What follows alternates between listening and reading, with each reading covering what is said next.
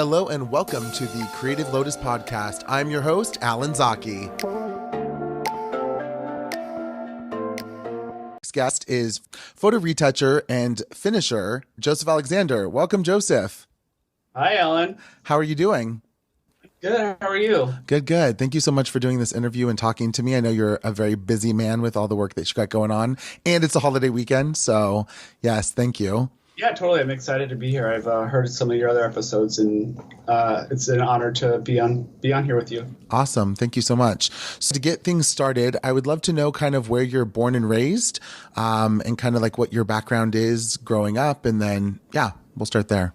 Originally, I am from Denver, Colorado. At least that's where I was born. My family kind of moved out to the suburbs like middle school. And then at the beginning of high school, they moved a little bit further to like the countryside in Colorado. So yeah, I spent most of my teenage years kind of like in the countryside in Colorado. And I went to Brooks Institute, which that's how I know you from. My college years, I moved out there as soon as I graduated high school. And kind of been in California ever since. So I think I've almost lived in California a little longer than Colorado, or it's almost hitting that mark, getting up there in age. That's awesome. So yeah, no, we definitely met in Brooks Institute of Photography, which RIP, so sad that it's no longer around. It's kind of surreal to think that. But yeah, so then what kind of made you come down to LA? You know, because obviously you had different choices and could go to different areas, but what specifically drew you to Los Angeles? Well, at the time, I knew that I wanted to kind of like hit the ground running when we graduated so that I can, have some type of income to support myself because, my parents were going to obviously stop paying for stuff. I mean, they were paying with stuff for using student loans to pay for stuff in the first place. So I knew that was ending shortly after we graduated. So I actually had a really cool roommate at the time. His name was Cody, and somehow I'm not sure if he convinced me or I convinced him, but I think 6 months before we graduated, I was like, we got to get to LA, dude.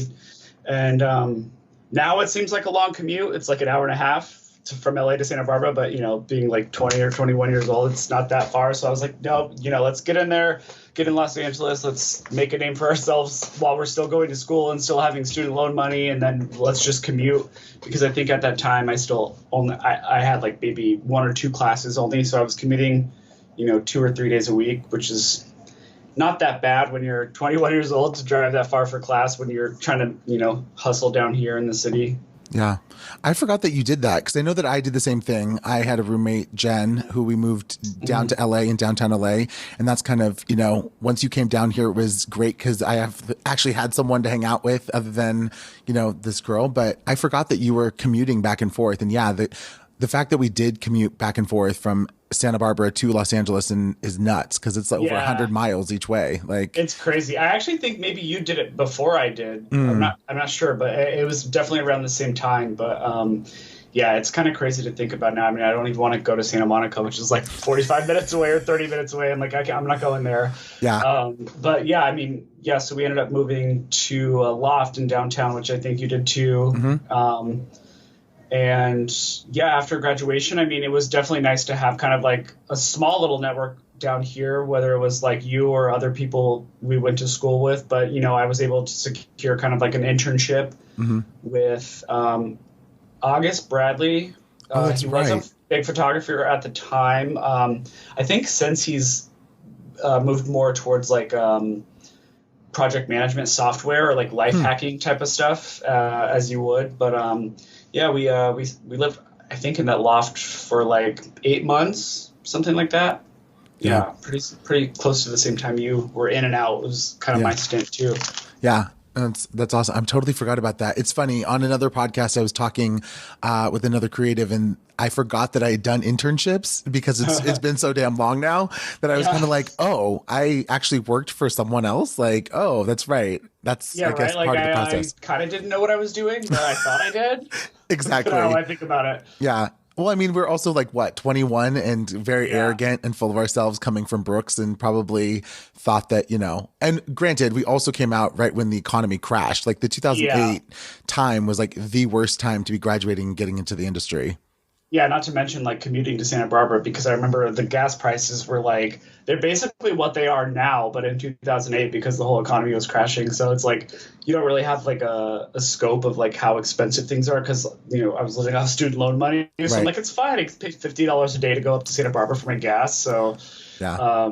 but yeah, that was kind of the worst time to graduate for sure. But like I said, it was nice to kind of have the network down here and build up a small list of clientele who was probably okay with not having the best quality of work at the time, even though we probably thought it was amazing. Yeah, for sure. Yeah. Well, I think it's interesting too because I feel like that time period was so unique to the photo industry in general, like in LA, because I feel like there was a lot of art and a lot of kind of growth happening in downtown and we were really kind of in that and a part of it. But I do feel like there was like a standard at which kind of like we set. I mean, not like we, but like the industry set. And so I think that we were lucky to get into that before it kind of became this social media craze. I mean, you were the one that turned me on to Instagram before it was even a thing.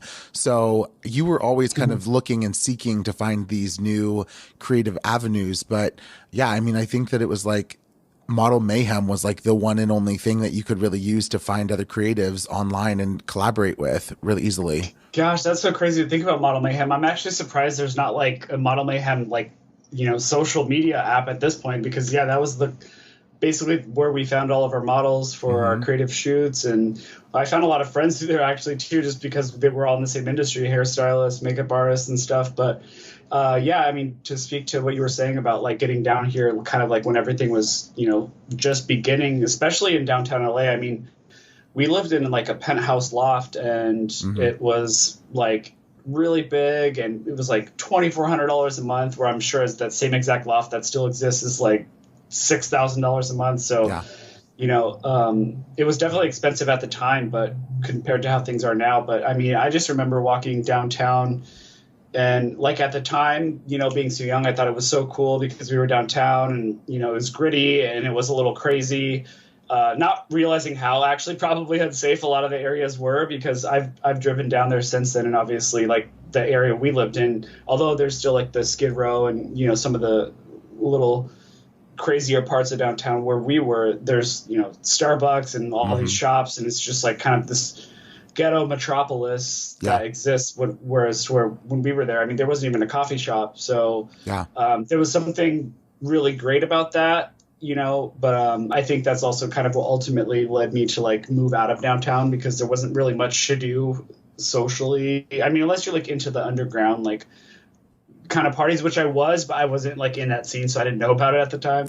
Yeah, for sure. Well, it's interesting too, because I think that, you touched on the fact that, we were down there and all these things were happening. And like, I think LA Cafe was like the only place, shout out to LA Cafe, was like the only I place forgot to about that go place. and like get food and or coffee that was like, not only was it local, but it was really the very few things that were around. And now, like you said, there's a Starbucks on the corner. There's a bunch of like a Whole Foods is in downtown within walking distance. Like that whole thing has become its like own little metropolis. So definitely was not that. And yeah, I agree. We were out on the streets acting a fool, probably not knowing how dangerous the streets actually were, but we were just kind of naive. So Yeah, that's really when ignorance is bliss because yeah, hindsight is always 2020, but I definitely remember being in some like shady situations at the time that I thought was like exciting and thrilling, but I would definitely not put myself in those situations again. Probably now I have a little more to lose, I think, but yeah, it was a good time for sure. I kind of miss those days, but it was a good time. yeah.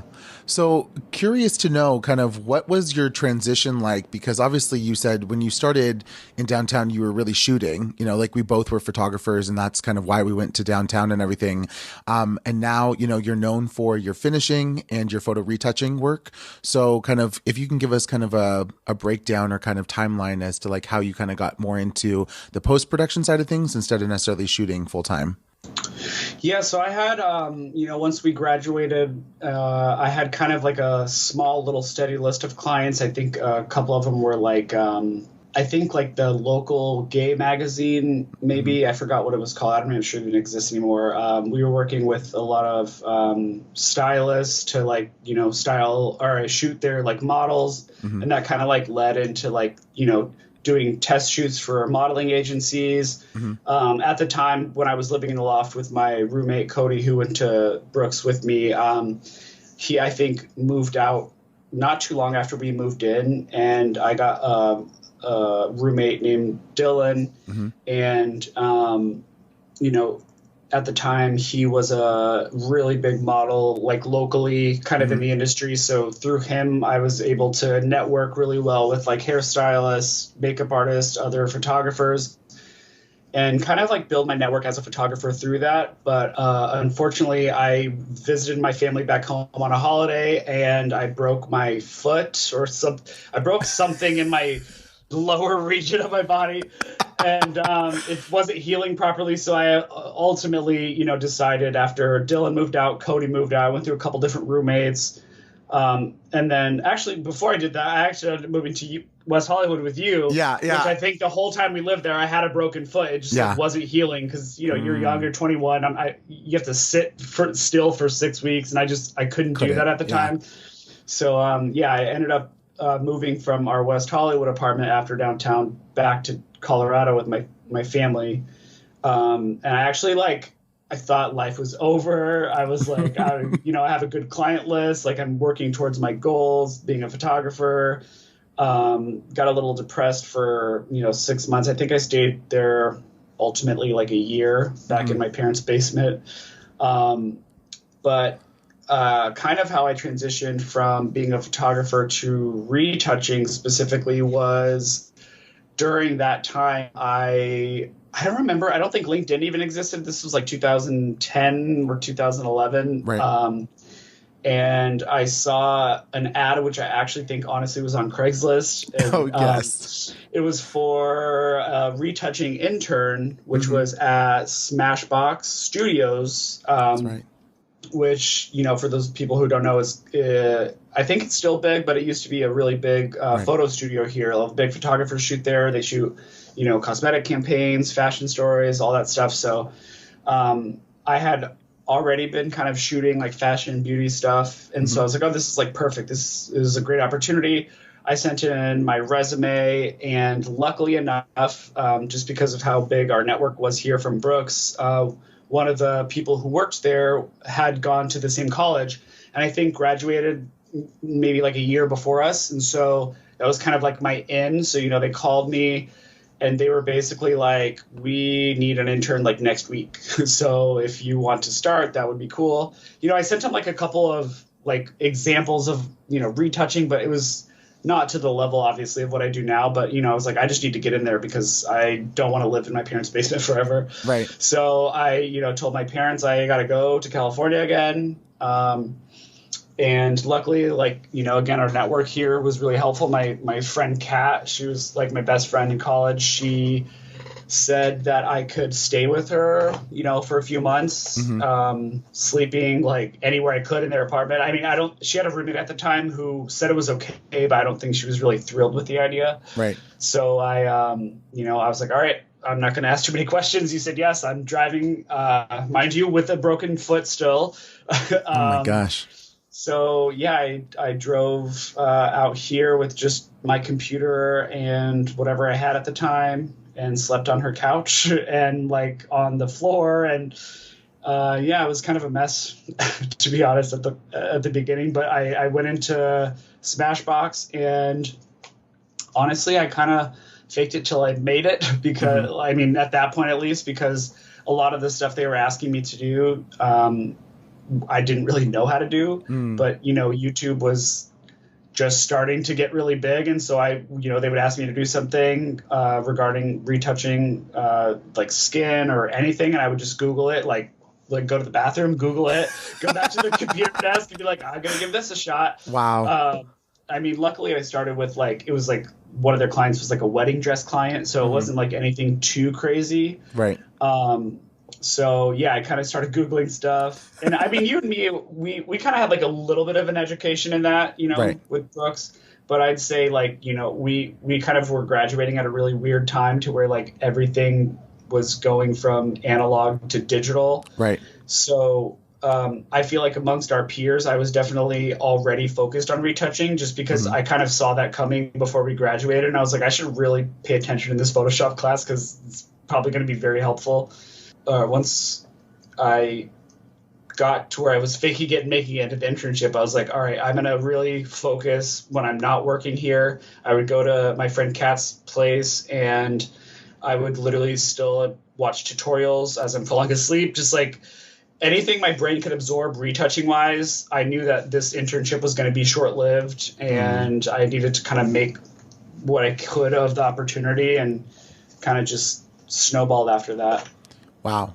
I forgot about Smashbox. So yeah, because for people that don't know, Smashbox Studios and also Quixote Studios at the time did a merger and became kind of a big company together. And then, yeah, Smashbox kind of went away, but they were, yeah, in the early 2000s or mid 2000s, they were definitely like top of the line. And then they also had their own cosmetics line. And yeah, and you actually did a lot of beauty photography yourself. And I know that you did a lot of post work kind of on your own stuff. So I think, you knew kind of how to do that stuff. So it makes sense that you went into Smashbox and started doing it, but I'm sure it was probably at a level that you're kind of like, you want me to do what with this?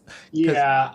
I was really focused, like generally like graduating to get into the beauty or fashion industry. So like, it wasn't completely like outside of the realm of possibility of what I wanted to do. So I kind of knew what needed to be done. It was just the more of how it needs to get done wasn't like fully imagined on like a professional level like that. Right. I mean, granted, I wasn't like expected fully to have that because I was an intern, but I was taking it very seriously. And the fact that like I need to really prove to them that I know what I'm doing so I could get a job here versus because I think it was like an unpaid internship, or maybe it was like $10 an hour, a very minimum wage in California at the time. And, shortly after, I gave Kat and her roommate basically everything. I think I lived with them for like 2 months and I just gave them everything I could.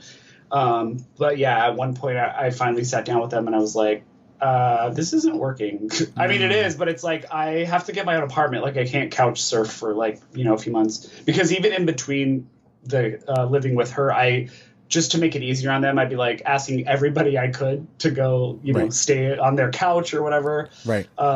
I think, do you remember Maria Laksamana? She's another really talented photographer here in LA now. But yeah, I stayed on her couch for a couple weeks. I was just reaching out to anybody I could to take the burden off of them to where I could make it last as long as I could.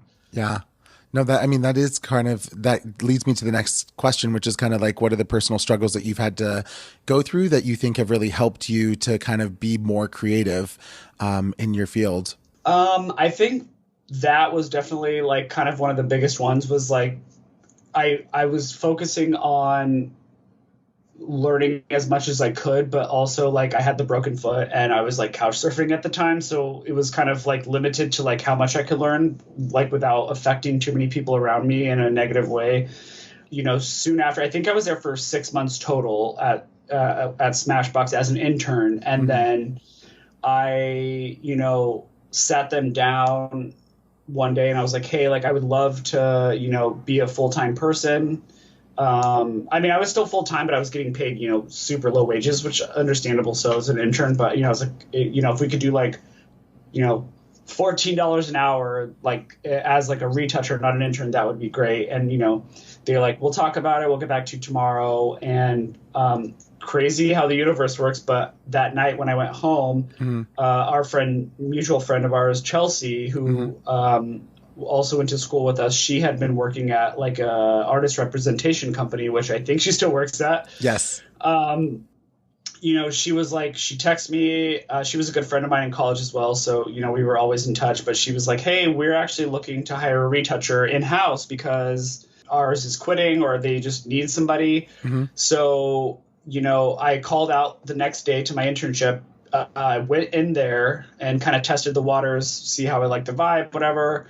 And then they kind of offered me a job at the very end as well. But they were offering me, I think, $15 an hour. Nice. And so I was like, oh shit, I'm going to have to tell Smashbox, like, I got to go here because they're offering me this. And then also on the same day that I'm interviewing with Chelsea and trying to see if I like it, I get a text from my friend Christina, who is also used to be a mutual friend of ours, who went to school with us, who is, I think, also now a producer for video commercials, stuff like that. But it was either her or another mutual friend who didn't go to school with us, but Randy. But somehow I met another group of friends at one point, and they were like, hey, we're also looking for a retoucher at this company called Lotus Digital, which was just a full retouching agency, like boutique, small business, maybe like 4 or 5 people at the time. And I was like, oh, that's crazy, because I just, interviewed here and they offered, and then I'm, talking to Smashbox in the background. So the next day I call out of both jobs, because I actually ended up telling Chelsea's company, Artist Representation Inc. Yes. And then I was going to tell Smashbox, sorry, I'm not staying here anymore. But then I was like, I'm sick to both companies. I was like, I can't commit to either. I'm sick. Like, give me a few days. So then I go in to interview with this new retouching company. I think same thing. They were working on like a big project at the time. It was like Trina, like the rapper. They were working on her like comeback album or something. And I spent probably way too long doing what I needed to do, which is just like removing some spots from her butt or something. But I got along really well with the owner and our friend Randy and Christina. Christina didn't work there, but it was a very, very friendly atmosphere. It was run out of the guy's like office, very small. Not too serious. So I was like, this seems, if they offer me like the best thing. So the next day I get a call from all 3 of the companies that I'm kind of involved with at this time. And I tell, I'm kind of negotiating to see who's going to pay me the best, to be honest. But it ends up, I think, the artist representation company offers me 15. Smashbox is like, we're not going higher than 14. And the other agency called Lunatics was like, we'll give you 16. Oh, wow. And I think even if they were a little lower, I probably would have picked them anyway, because, it was a really cool vibe. The owner was gay, which was like really cool for me at the time, just like being a young gay man. I was like, okay, like I can relate to somebody who's doing exactly what I'm doing in the industry, kind of like a mentor. So I'm like, all right.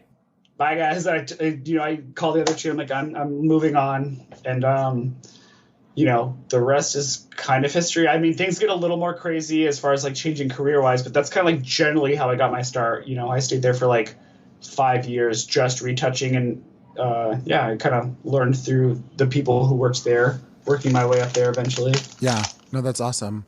So if you're there for 5 years, then I'm sure you learned a plethora of kind of all the ins and outs of retouching and the different types of retouching and working. And so kind of through that time, what do you think that you really learned to be like your greatest strength in your field that you feel like maybe really kind of came out of all this different processing and working with all these different people and kind of figuring out your own way? I think initially I had this dream in college that like I wanted to work for Sephora. So I was like always focused on like really learning how to like do really close up beauty shots and make them look natural, but still very beautiful. Right. And so that's another reason why I chose this place to work initially too, because their clients were really big photographers at the time. They were shooting, they were working on like the covers of Vogue, Vanity Fair. They were working with Hollywood, like all the Kardashian stuff. So like I was kind of just thrown into this whirlwind of like celebrity culture, fashion, beauty, which is exactly where I wanted to be. I didn't fully realize like my eye wasn't attuned to what I thought it needed to be attuned to at the time, but working through Renato, who had been doing this for, a few years, the owner of the company, I learned really what to look for as far as like lighting and texture and color. Like we learned all this stuff in school, but like it's different when you're like just doing it on a computer versus like shooting it. So you kind of have to like know after the things are shot, like how things are lit, because if you're a retoucher just jumping into like retouching and you don't know lighting or photography, that's basically going to be your downfall. You know, it's like you have to know lighting, you have to know color theory, you have to know all that stuff. So I think, although I didn't end up going the photography route, I think that education was very helpful for sure to like understand like where things needed to end up for like a magazine quality or advertisement quality type of work. So I learned a lot of that through the company, and I struggled with it at first because I had just never experienced that. Right. Like I said, the internship was mostly like, although they had big clients too with Smashbox, it was mostly like wedding dress stuff because I was an intern, you know, they didn't want to give me big name stuff. So yeah, we kind of, those are my main struggles to begin with, was just like actually dialing in and connecting the digital artistry with the photography. Got it. Yeah, no, that's crazy. I think that, school teaches you like up to a certain point, but beyond that, you really have to just learn it on the fly and in the industry.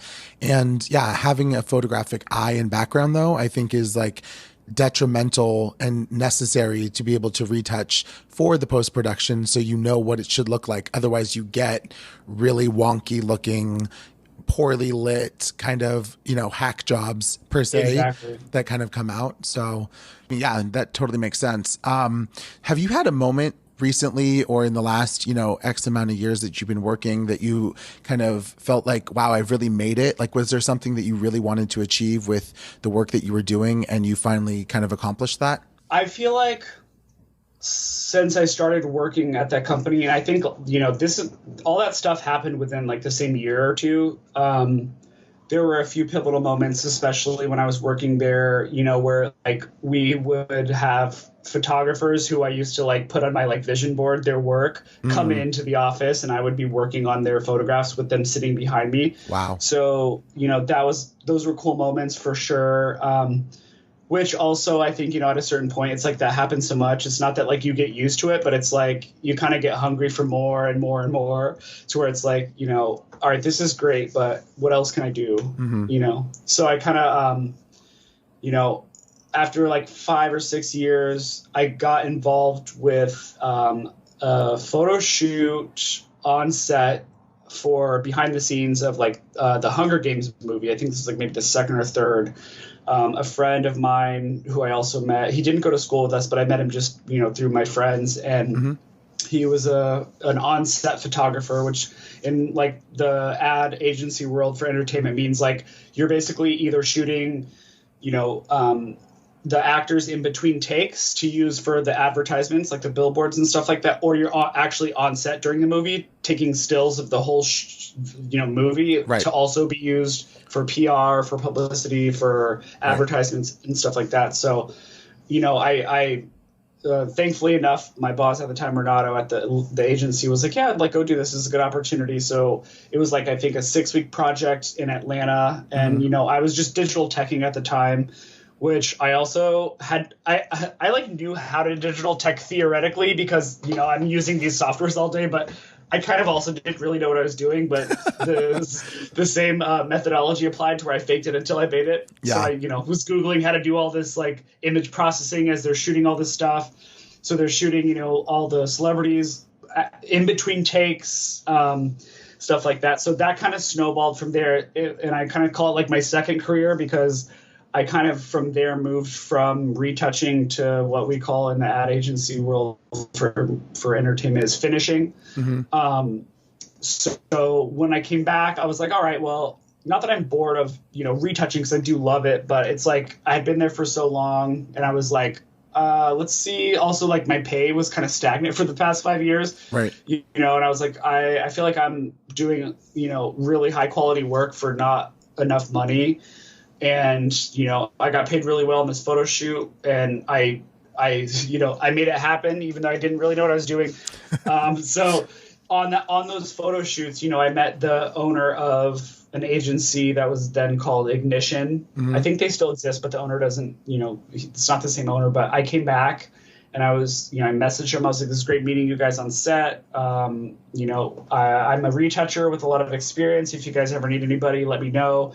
and I didn't even know what finishing was at the time, doing movie posters and stuff. But, he emailed back and he's like, great, come in for like an interview like tomorrow or something, literally. Wow. And kind of the same thing happened where like I had to tell Renato, the agency, I was like, I know you just gave me like 6 weeks off, but I need one more day because I got to go in for this interview.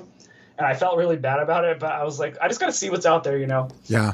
So I went in there and they were like, okay, cool. Yeah. Like I was still under the impression when they offered me the job that I was going to be a retoucher, which is essentially what I do as a finisher, but finishing is a little more complicated than that. Like I think I told you before this, it's like you can be, a retoucher, but not a finisher. But if you're a finisher, you're definitely a retoucher. Like kind of parentheses, a finisher is basically somebody who's finishing an art director's advertisement for a movie. Right. That's been approved by like clients, like movie clients, movie studios, to then get the green light to build a full movie poster, like high resolution, retouched, make it beautiful. That's kind of what you do. So wow.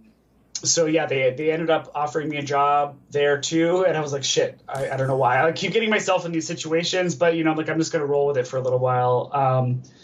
And then I accept the job, and same thing, literally the same exact thing to make it like they got in there and they're like, all this jargon that I've never heard of that's like so industry specific to like the entertainment advertising world with right. movies. Right. Do this. We need like these layers. We need you to build this comp high resolution. We need to do all this. I had no idea what they were talking about, but I just sat there with my phone and started Googling stuff. And I'm like, okay, I guess I got to figure this out. Wow. Yeah, it was crazy. That's my first project with them was I don't know if you remember the show Orphan. It was like a long time ago, a really, really cool ad campaign. It was like a story of this woman who was like cloned a bunch of times, and she finds her clones throughout the world. But they basically wanted me to make a woman's face with 3 eyes. Like it was like 2 people combined into one, but like it had to look like one person's face. Actually, sorry, it was 2 eyes, but they wanted 2 separate people merged into one because right. the whole idea of the concept of the ad was like a clone. Right. And so like at the time I was just like painting things on painting and just like stacking layers. And the file was like 50 gigabytes and I had no idea what I was doing, but wow. They ended up approving it, and the whole ad campaign went out like internationally. So wow. That was kind of my first taste with that type of work. So in between now and then, which was also maybe like 6 or 7 years ago, I've quit that full-time job, went freelance, and I've been switching between retouching and finishing. But then somehow I ended up at a full-time job right now, finishing. So that's kind of where we are at this moment, which is funny enough, the owner of that company, Ignition, is the same owner of this company. They kind of like split into 2 different companies. So I'm kind of back with them in a weird way. Yeah, it's kind of crazy. Wow, that's cool.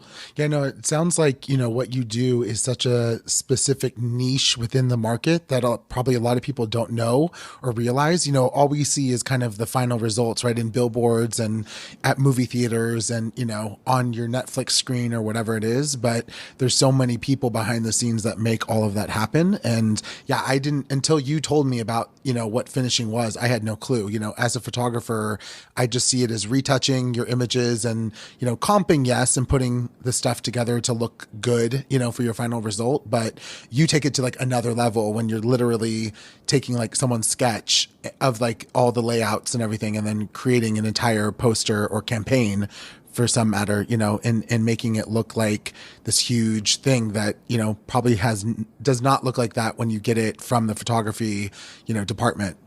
Yeah, exactly. It's kind of crazy because, we get jobs that like, yeah, sometimes they are just like approved sketches, and then you have to kind of like build out the photography and the assets to make a full billboard. But one thing that's notably different in the industry in the past few years is, with streaming networks being so big right now, and like the competition for the different streaming networks is getting bigger. It's like the industry that's changed the most probably has been like the agency side and the production side is the finishing, which I'm doing is, now when I first started finishing, we used to have to make like, it's called a key art size, which is a very specific size. It's like a vertical billboard, a vertical art, and then there was a horizontal. But because of the streaming wars that are going on, not even just because of the streaming wars, but just streaming in general. So like we have to, if there's approved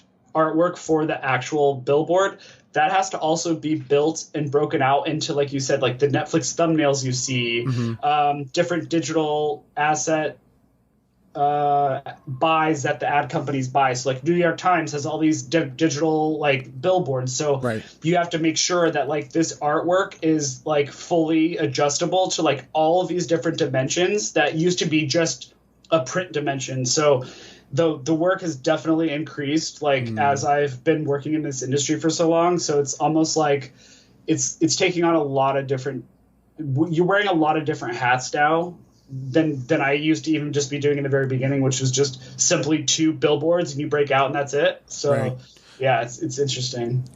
Has the budget or has the amount of like time and money that you put into these projects gone up because you're putting so much more into creating them, or not really? I think the buy on the agency side, they're definitely getting more money depending on the usage. Although there are some tricky clients who would want to squeeze in like a few digital billboards here and there, because you're supposed to specifically like build out each particular art that they want. But sometimes the client's like, hey, let's do like a normal key art size, but let's give us 20 inches of bleed. And it's like, you can't just do that because you're going to be able to break that into anything you want. And that's going to take me 5 days to do that, which is, frustrating part where it's like, if they don't buy that initially, then it's like, I don't build for that. Right. So if I'm not building for that initially, it affects how I build it, So if I know this is going to be moved around and broken out into different pieces, then I'm going to build it so that you can move pieces around, like foreground, background, people, subjects, etc. So yeah, it is a little tricky, but I think for the most part, agencies are getting paid if the client is wanting to buy other assets. But sometimes they try to sneak it in. Interesting. So when you hand over files to, like, let's say an agency, do they have the ability to do that? Where like if they have a 20 inches of bleed on every side, then you give them all the layers so they're able to just kind of move stuff around and like reposition it how they want it? Or do you have to give them each asset kind of like, this is for Netflix, this is for Hulu, this is specifically for an ad banner, on Amazon.com or whatever it is, or how does that kind of work? Like, do you have to make a ton of assets, I guess is the question that I'm asking, or is it kind of like, here's a file you can mess with? Well, typically it's like usually the same client because, if we're doing a Netflix project, it's going to be all of the breakouts for Netflix alone. So it's like a Netflix print billboard on the highway or a digital billboard or an Instagram ad. Right. So in that case, we would kind of give them multiple files depending on the print or digital. But usually what happens is, if they don't request all these different breakouts, kind of like I said in the beginning, then we have to like go and do that. But it's interesting because most of the networks or, movie companies, they don't really have the manpower to kind of do all that stuff, which is obviously why our industry exists. Right. So sometimes we'll deliver art with like, movable assets to where they can do kind of a little bit. But if it's a drastic change in artwork or like the scale of something or the proportions, we kind of handle all that on our end just because they don't really have the manpower for that. That also sometimes doesn't fall into my wheelhouse. Generally, I'll just be taking care of the art as big as they need it. So initially we'll know how big we need to build something. And then I hand that off to production artists, which are kind of the people who do all that breaking out and moving stuff around. And, they're the ones who are in charge of the logo placement and the title treatment and all that stuff. So typically they don't have a lot of production artists on their side, like the movie companies, to do that stuff. So it's easier for us to do it. I mean, not easier, but it's easier for them for us to do it. Right. Yeah. Okay. So you're really an artist then, in the sense of like you're really building out the entire artwork for it, and you then it obviously goes, like you said, to production, and then they kind of, add all of the other elements like the texting and whatever, but you get to actually create kind of like what the poster is going to look like based on what the art director originally kind of put forth, right? Yeah, and typically, like, I mean, not to say that it's not creative, because it is, but once the art is approved, you usually have to work with the art director closely first to kind of like make sure that you're building it how they want and properly. And then there's a lot of bureaucracy, obviously, that goes behind it, because, these are $1 million campaigns. So It's like, I'm building this, but I'm constant communication with, the art director. And then obviously the creative director has like the ultimate say on our side. And then there's the whole bureaucracy on the client side. So it's like, we have to get all of this artwork approved to the art director's standards, the creative director's standards internally. And then eventually, once it's internally approved, we send that artwork out to the companies to also go through their internal process and then get that approved. And then anywhere along the lines on either side of the company, internally or externally, there can be somebody who wants to fix something. So it's a lot of back and forth. And, most of the time it's obviously great feedback, and we're all working as a team to make like really cool artwork. But sometimes obviously you also have like a lot of egos and a lot of stuff that is very unnecessary. So we end up, either way, if it's good or bad, we work long hours. The agency side, we work long hours for sure. It's not like a 9 to 5 type of thing. Right. Wow, that's crazy. I'm guessing also, do you work with like international clients as well? I know a lot of the assets go out to international clients, but do you guys work with international companies, say like in China or, Japan, or like maybe South America or something like that? A lot of the companies that are overseas have their own branch of like internal agencies that they'll work with. But if the campaign is big enough, we will, and if that's our like job, our client, we will do that. I've done that this past year for like a couple international releases. So if that's the case, that's also really tricky, because, we don't really have standard sizes for a lot of international advertising. So, we have to like be in communication with either them or like the contact person who's overseas, which also, these people everyone's so busy. It's like kind of hard to communicate with sometimes. But I used to work for, before this full-time job, before the pandemic. Luckily I got this job right when the pandemic happened, because I was freelance for a really long time, and I wouldn't have had a job. But I worked for national, like a huge, shoe company, and we were acting as kind of like the hub for all of the advertisements for the whole world. That was retouching, not finishing, but it's retouching. But you would treat that in that situation as like the client, even though it's within the same company, because the headquarters, they have many headquarters all over the world. Each headquarters is kind of your client. So you have to please them as your own client, even though you're in the same organization, if that makes sense. Yeah. Absolutely. Wow, that's intense. Are you able to share with us, or the listeners, any kind of big, maybe movie posters or something that you worked on recently that people would kind of recognize, if you're able to say, obviously? The biggest ones are all almost finished, so I can't say a lot of them. Got it. But previously, with the same agency, although I was freelance, and this is public on their website, they released this, so I'm not like revealing anything, but I was part of the team member who did a lot of the Hunger Games stuff. I think most of the Hunger Games stuff. Right. And the same agency that I work with now, I was freelancing at the time. I did a lot of the Power Rangers movie posters. Very cool. Worked with them at the time.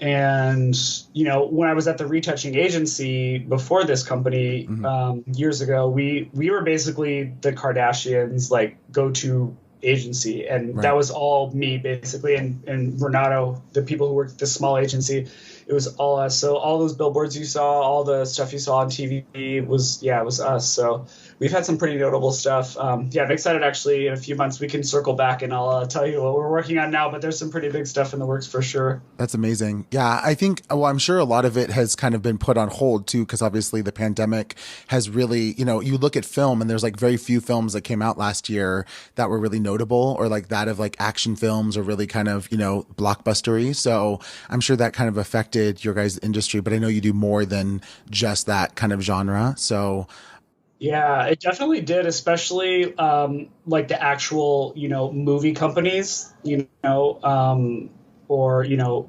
studios, like the studios themselves, they were all not producing a lot of work, but, you know, love it or hate it, like Netflix was thriving, Hulu was thriving, like all these other agencies, which, my agency is not like specific or unique in working with these companies, so like, say that, but like a lot of agencies are working for Hulu and Netflix and Amazon, all these streaming companies, because there's so much work to be done that like right. you can't just have one or two agencies. But yeah, luckily those kept us afloat kind of during the pandemic. But as things are opening up, I will say that like we are starting to get a lot more studio work again, like typical movie releases, which is usually bigger budget and bigger artwork, bigger star power, stuff like Right. that. So it's nice to kind of get back into that groove for sure. Yeah, no, that's cool. And I feel like, yeah, there's so much content that, like you said, I like that you called it the streaming wars. I didn't even know that that was a thing, but it definitely makes Yeah. sense. But it's kind of like there's so much content they produce themselves that it almost does just become a blur, because you just constantly see these new artwork pieces, on your streaming apps for movies or TV shows or whatever. And it's just kind of like whatever, but you don't realize that, yeah, there's like months, if not almost a year sometimes, behind all of that work that's gone into it to make that, Yeah. thumbnail or however large it is on your phone, kind of see it. So that's cool. Yeah, that's actually funny too, because like sometimes, I'll love the work that we're doing and stuff like that, but then sometimes when you work until like midnight on like some little tiny change of like somebody's hair that takes like 6 hours to get approved, and it's like, really, am I wasting 6 hours of my life for this stupid little hair that someone's gonna scroll past in half a second?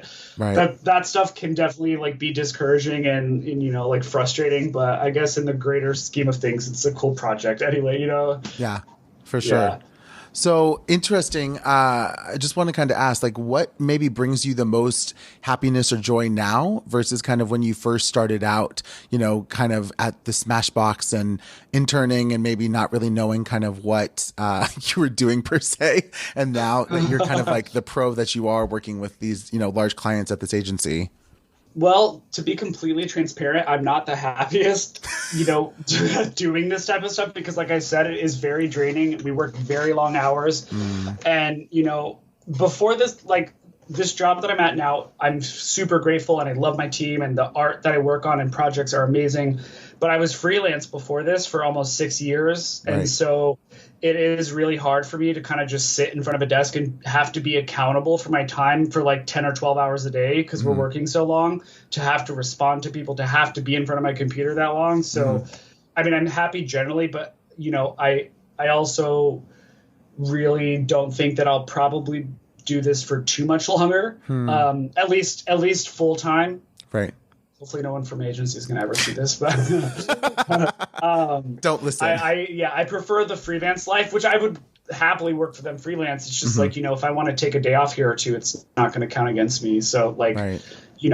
There's that moving forward. And I think because I've been doing this for so long that in general, like even if I got a new job or I was freelancing, I'm happy not sitting in front of a computer. So like, I've just never been able to explore that side of like who I am because I've been tethered to a computer for my entire life, starting from right when I was 21 years old. So I've been, exploring a lot of creative outlets, as hobbies. I've been doing a lot of like, as of recent, like making amazing cement pottery. Like, so I'm working my way up to hopefully build giant, like life-size cement art. So I think I kind of miss the artistry and the exploration versus kind of like someone telling you how to be creative because of all the bureaucracy. Right. So that's starting to bring me joy. And I kind of want to work with my hands a little more and be creative in that aspect. It might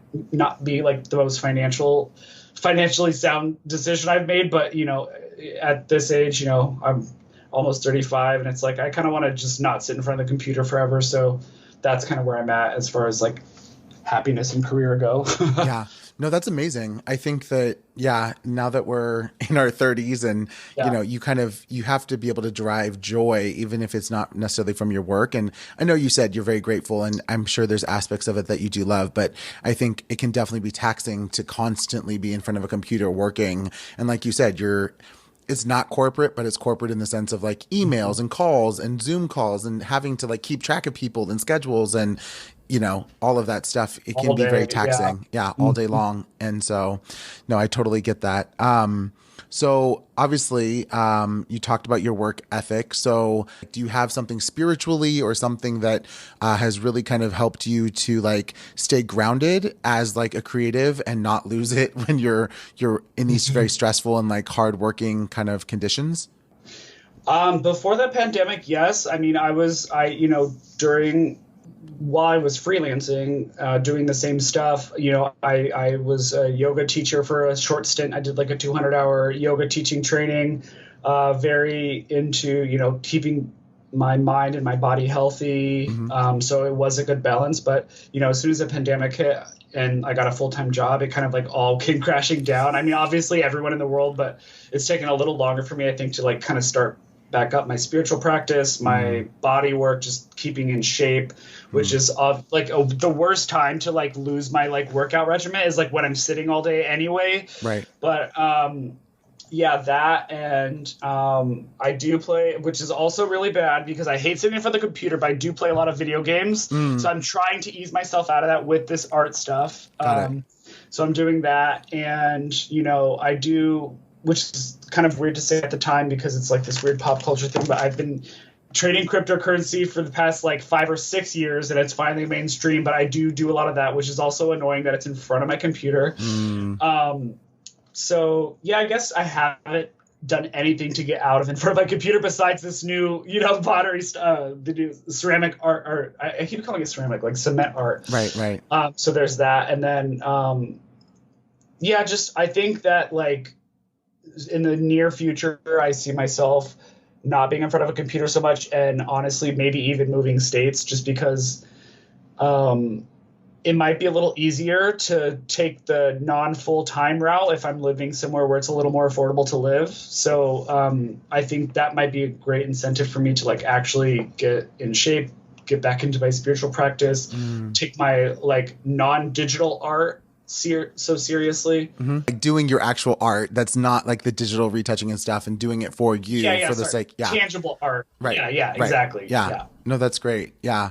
No, it's hard. I mean, I think that anytime that it's that balance between like art and commerce, right? So it's kind of like you're making really good money doing what you do and you have a great job, but that also comes at the risk of like, you're constantly in front of a computer and it is a job, and the artistry sometimes almost seems maybe secondary because it's on someone else's deadline and not necessarily yours. So and someone else's creative vision. I mean, I bring my own creative vision, obviously, to like make sure that it looks great. But like, you know, a lot of the time it's like not your original concept. And, you know, even as like I'm making everything look amazing, there are obviously opinions that like are, you know, more important than mine. So it's like, even though I think this may look better, I have to do what you say. So it's this weird balance. So hopefully I can get out of that one day. Nice. Have you been shooting at all, like for yourself, or kind of doing and by shooting, I mean camera, not gun people. Or maybe you are shooting you guns. Better be careful. Yeah. Right. No, I actually haven't. It's funny. We forgot to mention during all this, I was shooting a little bit on my own, like, you know, throughout this and having my own art shows. And I kind of do miss that aspect of it. But then even thinking about doing more art on my own, like I said, it's digital artwork and I'm so burnt out on digital that I just can't. But that's why I haven't been shooting, to be honest, because, you know, not to say that like my career kind of like drained my passion for like digital photography, but it kind of did, because it's like the last thing I want to do is like retouch my own artwork when I've been retouching for 10 hours. So that's unfortunate, but I have not picked up a camera in years. Unfortunately. No, I mean, it happens, but that's why you kind of, like you said, you find other avenues to be able to express yourself creatively. So that's great. Yeah. I think that's so important too, because like I'm realizing that, you know, it's like I never knew another craft besides photography or digital art. And since I haven't been doing that, I've been going crazy. And now that I've been starting to do this other like stuff with my hands, although it's not like the best, it's like, okay, now I can like teach myself something, learn something, and like have a creative outlet, you know? It's really, that's so important for any creative, whether you're corporate, freelance, intern, you have to have like some type of creative outlet. And if you're not getting like, if you're not getting your drive from your work, although it's creative, you have to like have another outlet. Because I was for so long just telling myself that I was getting that from work, and I'm not. So it's so important to get your creative drive from somewhere else if you're not getting it from work. Yeah, no, absolutely. So what's kind of one thing or maybe multiple things that you kind of learned about yourself through working in this industry, kind of tapping on kind of what we talked about, but have you kind of learned something about yourself that you didn't know maybe by working in your field?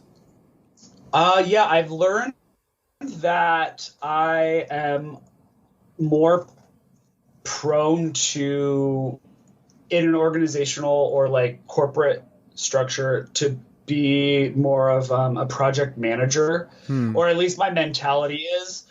So I think that's also kind of why sometimes my job's a little taxing, is because, you know, I see a lot of things that can be done with different methodologies that may improve the process on my end and just like in general in agencies. Right. So I've really realized if I do go after this, if I do leave this job and something else doesn't work out, I would probably get into that field, because like my brain is a little more organizational and you know, focuses on like how to improve things through processes, which is finishing. Basically, I have to figure out how to make something better. So I've realized through trial and error of working with different people and departments within agencies that like my strengths are kind of to manage teams, because I manage teams at this agency. So I've realized that I've actually started there's like a Google, they have like certificates for courses. So I'm in like a 6-month project management course right now, which is actually really cool and really amazing. So I think if, you know, I keep my hobbies with tangible art, I think my next step might be to step into like a project management role.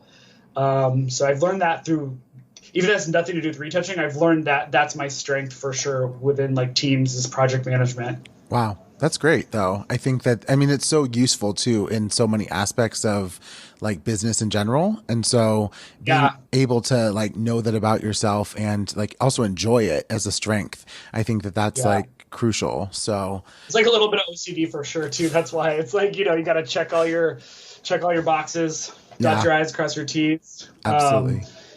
Yeah, that's definitely true. And it's the cool thing about project management, which I'm also learning, is that like it's kind of like cross industry. You can kind of take those skills and apply them to each industry. It's the same process to like complete a project or a goal or you know, an outcome. So I think that's a good way to like navigate my career in the future, is to kind of cross industries so that I don't get stuck and bored in one industry doing one thing like I've been doing my whole life, you know? Right.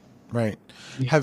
So because the work that you do is so like specific, does your either the agency or yourself have kind of like either an intern program or like a teaching program on kind of how to get into these things for like, let's say listeners that are, you know, coming out of school and want to maybe do what you do or kind of learn about it, and they don't necessarily teach it in school, as we said, is there kind of a way to like learn it, or is it something that you just kind of go into by learning other routes, like doing retouching and then kind of making your way there? Our agency in general is kind of an interesting career path, because like you said, I mean, you could study advertising, or you can study like design and like graphic design or photography, and you can kind of all end up in the same place if that's kind of where you want to go. Our agencies specifically, we don't have like kind of like a program, although we have typically, when you start out in this industry anywhere, you start out as a junior, you know, which is kind of what I did, was an internship. Although this is probably a little more advanced than what I was doing, because it's designing posters, movie posters. But you'll start out as a junior and kind of work under art directors and probably doing stuff that you don't want to do, but I think it's kind of like the same thing. You put in the time and then eventually you'll get promoted. I know that we have creative directors who've been at the company since they were juniors, and that was like 10 or 15 years ago, and they're like creative directors now. But I think anybody trying to start out specifically in like the advertising world as like a art director or designer, or even more specifically like the entertainment advertising world, which is, you know, designing movie posters, is to just get a portfolio together of like anything that you've done. I know a lot of people just like maybe design movie posters as like a spoof or like for fun or whatever. But I mean, if you can get a portfolio together of designs you've done just to show agencies that like you kind of have like a creative brain and you could think outside the box of like what movie posters should be, you have a good chance of like, you know, getting in as at least an intern. They call it juniors, junior designers, junior art directors on that level. And if you're not there already or you don't have the skills that you need to get an art director position, that's kind of the only way you can get in, is you have to just put in the work as a junior. For a lot of the places. So yeah, a lot of the skills will transfer over, but just try to get in anywhere you can as a junior. Wow, that's great. I love it. So through all of this, you know, everything that you've kind of gone through and stayed here in LA and everything, who's kind of been your biggest supporter or fan that's really helped you to keep going through everything? I think I've had like a couple of mentors throughout my career, which, you know, for better or worse, they were my biggest fan. The first agency was, you know, Lunatics, and that was my friend Renato, who's like one of my best friends still. You know, he kind of taught me the ropes of the craft itself, but then also, you know, as we grew together in our, you know, professional relationship, we developed a friendship, a really close friendship, and he's a great mentor to me just in life in general.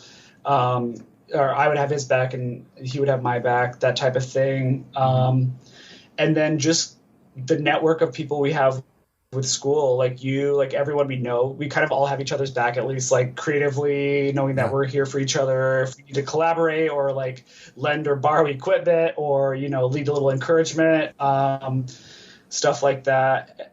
And then specifically at the agency I'm at now, I have a really great friend of mine who actually ended up becoming the president of production when I started. But I've worked with her for a really long time, and she's always hired me as a freelancer for a really long time. And, you know, we're really close, although we've only hung out like in person a couple times, like throughout like 5 or 6 years, because I was freelance, and then now obviously because of, you know, COVID, but yeah, she's also has my back a lot of times throughout the agency, and she's an advocate to make sure that like I'm happy. So it is definitely important to like have those people, whether it's in your workplace or like just outside of that, to make sure you're happy and you're doing what you want to keep you sane. Sometimes they tell you things you want to hear, but you got to hear that too.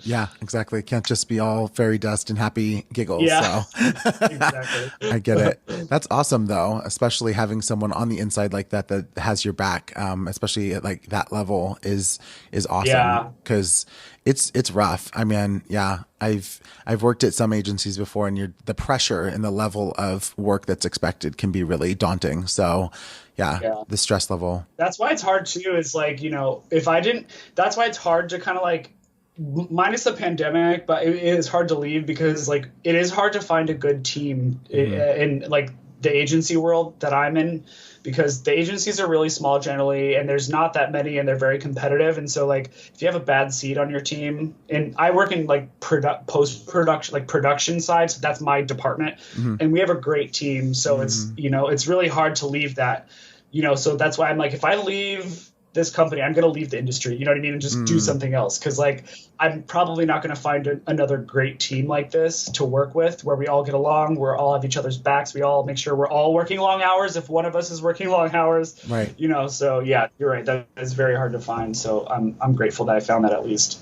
Yeah, no, absolutely. So you kind of touched on this already, but obviously, you know, COVID-19 affected everyone in some kind of way. But really, what was like the thing that kind of kept you going through this, you know, pandemic out of 2020 and into 2021? Yeah, I mean, I think that was obviously like a huge factor, was like that fact that I got this full-time job the week that everything shut down. Wow. I initially took the full-time job because I was always one to just, I had a great roster of clients freelance before, so there was no reason for me to, you know, to not be freelance, because I enjoy that lifestyle. But I really wanted to buy a house, and the reason why the bank wouldn't approve me is because I didn't have a full-time job, although I made good money, or, you know, I mean, not great money because California is expensive, but I made decent money. So I was like, all right, well, I'm just going to, quit freelancing for a few months or 6 months just to get a loan, to get a house. Right. And then obviously the pandemic happened. And luckily, like I said, I got the job and I'm like, well, it didn't really keep me going, but it did financially. So I kind of ended up here because of some weird karma or something. I'm not sure, but something told me to quit that like a month before and take this job. And whether it was a selfish move because I wanted to buy a house, it kind of, thankfully kept me afloat because, I'm very fortunate. I know a lot of people are out of work, and I would have been one of those unfortunate people because my clients wouldn't have called me for sure because, everyone was, going bankrupt. So right. Yeah. They weren't working. Yeah. Yeah. So, that's definitely obviously kept me through just in general, just having a job. So I think even though it's, it's like a catch-22, it's like, I work a lot and I'm like exhausted a lot of the time and drained, but I have a job and I'm not complaining. So that kind of moved me. And then, my partner I'm with, he's a dancer. He lost his job. Obviously he was traveling. He can do that. So I think just like, because I know we're all going through this together, I know it sucks like on a personal level, but like when you just kind of pull back and reflect, it's like, well, everything's not as bad as we think it is because we're all not doing so great, and whether it's financially or just like personally or your health, it's just like we're all kind of in this weird spot. So I think that's the only thing that pulled me through, which is this might sound bleak, but it's like we're all fucked for this year. We're all fucked last year, so it's like, well, I'm gonna get through it because we're all fucked. It's not just me. It's like, don't need to feel bad for myself. We're all fucked. Yeah, exactly. If you can make it through it and you can have hope to get to the next year, which is this year, it's kind of like, we made it through it together. We're all in this together. So absolutely. So kind of looking to the future, maybe say like the next year, 3 years, 5 years from now, what are some kind of goals that you have set for yourself? And kind of how do you see your future looking? I see my future probably not living in California, which I hate to say because I love it here, but the taxes are too high.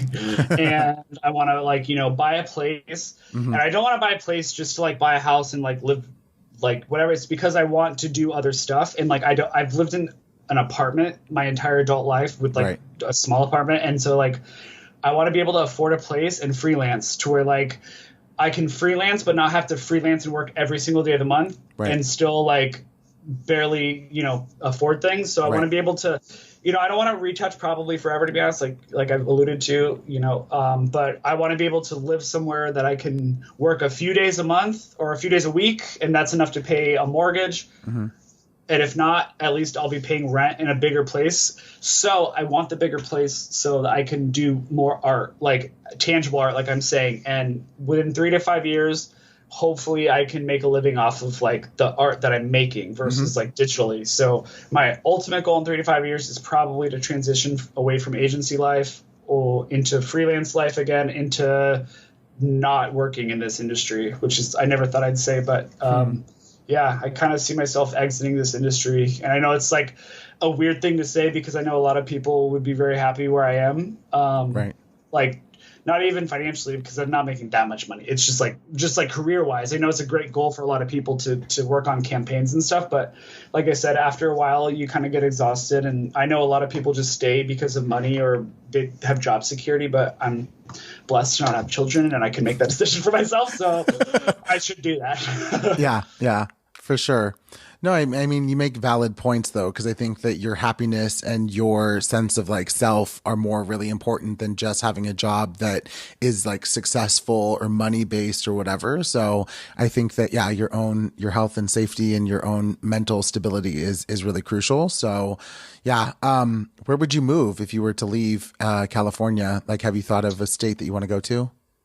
I mean, it's also like kind of the project manager in me coming out and doing like a lot of research, and it's probably like some state that would benefit me better tax wise, either if I was freelancing or full time, which would probably be Arizona, Nevada, or Texas. I said in the beginning, I'm from Colorado. I don't want to move to snow. But as we are getting older, it's like maybe I should eventually move back to be with my family, but that's still like maybe hopefully like 20, 30 years away. But for now, that might be, or our mutual friend of ours again, Ron. He moved to Palm Springs, and I'm not opposed to the idea.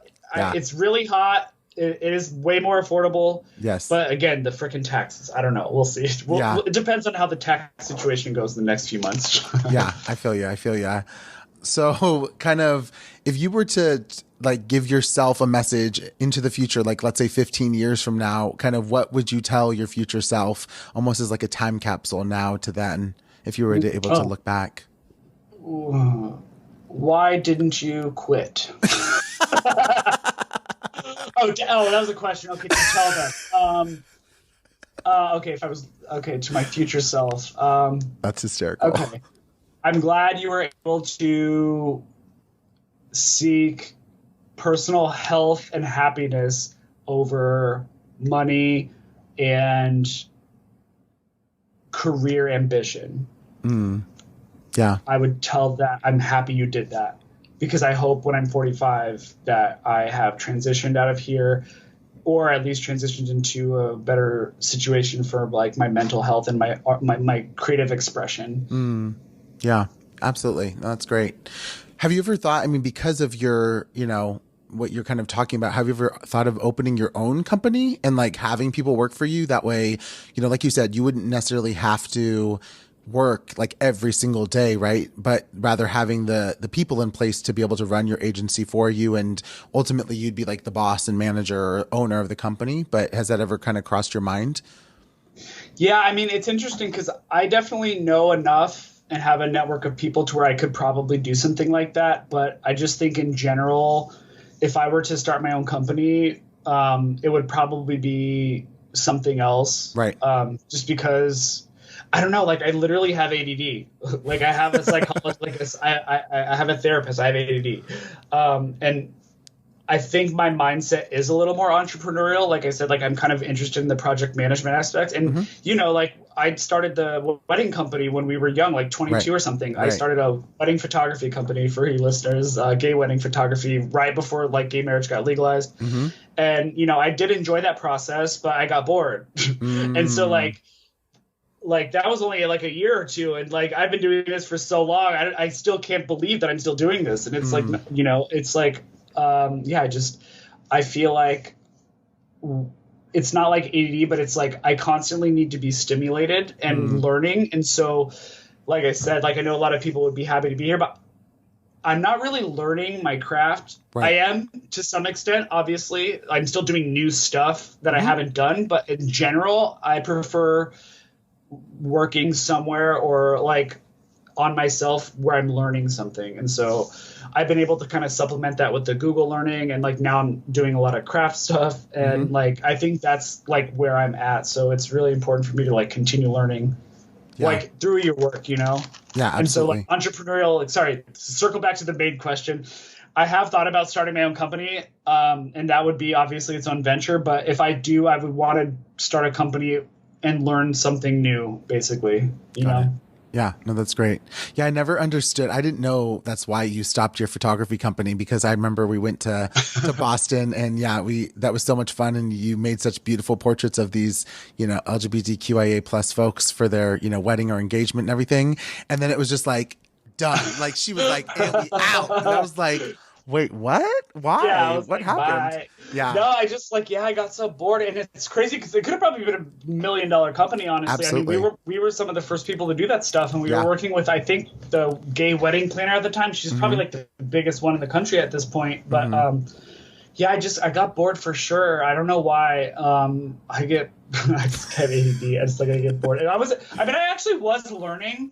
I don't remember like the exact moment, but there was a moment where I'm like, this is not really from. Actually, you know why? Because Prop 8 hadn't passed yet in California or federally. Right. And I realized like how exhausting it was going to be to like travel to Boston, which was like the only place it was legal at the time, gay marriage. Right. Or like I was contracting photographers out. That's right. I forgot about that. Yeah. And it's funny because that's like a project manager's job. Yes. But I was contracting them out, Foresight. managing that. Yeah, exactly. But, I was like, wow, this is really exhausting. So I was like, maybe I'll pick it back up when it legalizes federally. And that took another like 4 years. So, you know what I mean? So I just kind of like let that slide by. But yeah, that would have been, I should have honestly kept it up. At least I would have been moving around a little more.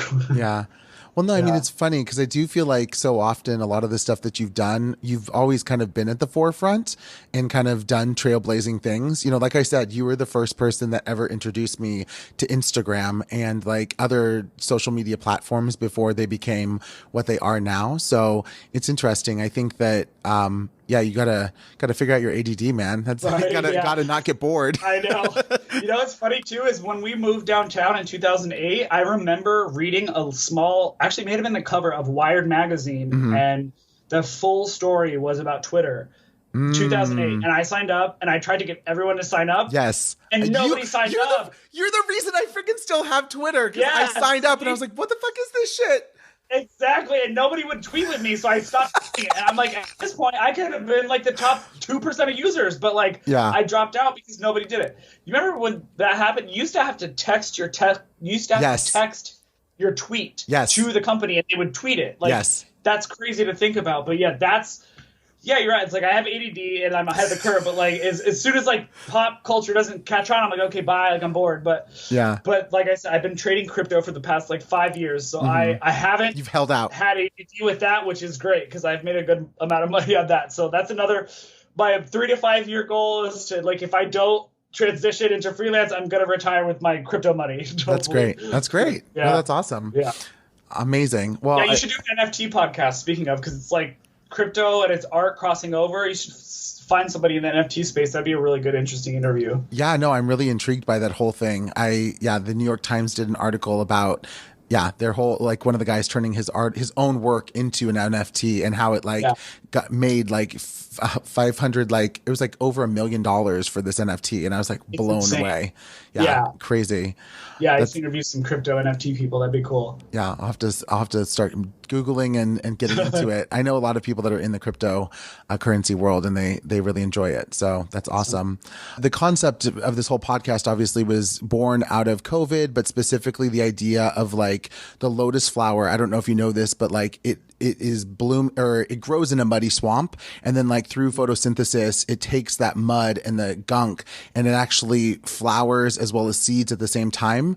And so in Buddhist terminology, we call that like the simultaneity of cause and effect. Like for every cause you're making, instant effect is registered. And so like for everyone's life, I consider like the mud and all the crap below is actually the, like your struggle, right? And then like your success or your growth is actually like this flower that kind of ultimately comes out of those struggles. So yeah, I'm just kind of, curious if what is your kind of take on that for your own life? Kind of what has been your mud? Yeah, I think that's right. What's your mud? What's your fertilizer? Yeah, I think like, within different chapters of my life, it was all different. Like in the very beginning, it was my broken foot because I was doing really well for myself. So like I had to really overcome that. And once I did that happened. And then, getting the job, the internship, like the mud was like not knowing what I was doing, and so I had to kind of like overcome that. And then freelancing, although it was like amazing and I made great networks, the mud was probably like, it's like kind of scary to freelance because you don't really know where your next paycheck's coming from. So that's the mud for sure. But like, eventually I built up enough clients where like I would consistently have work. So the mud in the beginning was definitely not having work. And then I'd say like in the latest chapters, the mud is kind of being overworked for sure. And I think the flower that's hopefully going to bloom from that is like a little more creative, a new creative process that I've never done before. That's tangible that, can really nurture that flower versus literally sticking in the mud. Yeah, no, that's great. That's awesome. Thank you. Well, cool. Any last words or thoughts from you? No, I think I word vomited a lot for sure. I have cotton mouth. I didn't smoke. It's just from talking. It's all good. That's hysterical. Awesome. Well, if people want to find you on social media or on your Twitter, which you probably don't use anymore, but if they want to find you on social media or follow kind of what your goings on are, can they follow you? Well, it is sad to say I don't post a lot of art. I don't know why anymore. I used to on Behance, but if you follow me on Instagram, it's mostly my cats and plants, which is also fun to look at sometimes, but it's Joseph _Alexander. You could check out my personal website at inertiadigital.com, INERTIA digital.com. And you might find some of the clients that I've had, maybe not. I'm not sure. I haven't updated in a while, but you'll see kind of the caliber of work that I'm working on, at least maybe 4 years ago. Amazing. Well, thank you so much, Joseph, for joining and talking with us about your creative field. And I look forward to seeing kind of where you go and what happens in the next couple years, because I know a lot's going to change, sounds like. So that's exciting. Yeah, you too. Thank you. Thank you. Thank you. Wow, that was so much fun talking with Joseph Alexander about his industry and catching up. This week's Buddhist quote of the day is, "Ultimately, we are responsible for our own destiny. It may seem to us that our fate is predetermined, whether by our genes or by our environment. What really matters, however, is how we can improve ourselves from this moment forward, how we can change the circumstances that we find ourselves in. This enormous transformative force is what Buddhism is all about. In this struggle lies the source of never-ending youth and vitality." By Daisaku Ikeda. Hey, Creative Lotus fam, thank you so much for listening to this week's episode. If you're listening on anchor.fm, you're actually able to leave me a voice memo in the messages section, and I'd love to hear what you have to say. Please leave a message, and I can add it to an upcoming episode and getting your point of view on the Creative Lotus pod. Thank you so much, and I look forward to hearing what you have to say. Thank you so much for listening to today's episode of the Creative Lotus podcast. I'm your host, Alan Zaki. Please go ahead and subscribe, rate us, and write a review. And follow me at Alan Zaki on social media. I look forward to having more amazing creative dialogues on the next episode.